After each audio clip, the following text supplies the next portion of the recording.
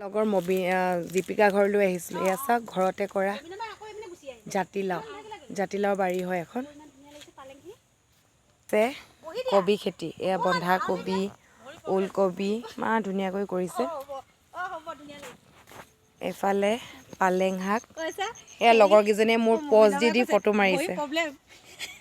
এই দীপিকা ঘৰত খেতি, এই তাইৰ ঘৰলৈ আহিছোঁ। এইগৰাকী মবিনা বা গৈ আছে।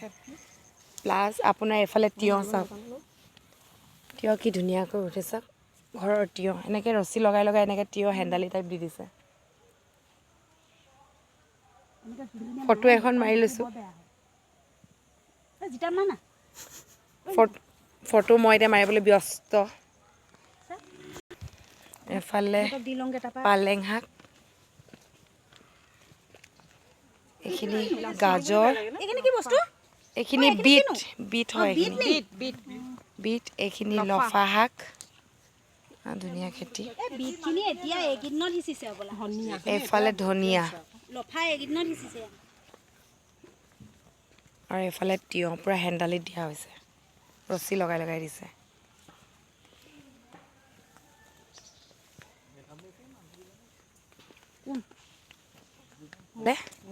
মূলা শাক,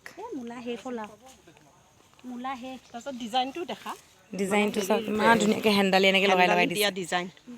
এই এনেকুৱা ধুনীয়াকৈ হেন্দালি লগাই লগাই দিছে।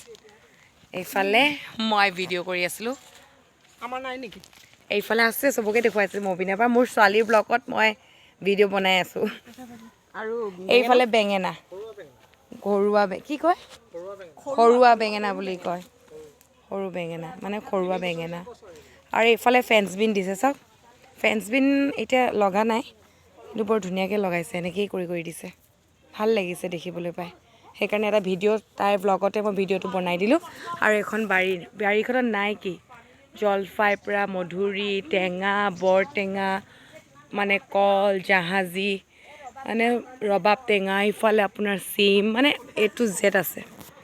ভাল লাগিলে, এনেকুৱা পৰিৱেশত থাকিব পালে সঁচাকৈ বহুত ভাল লাগে।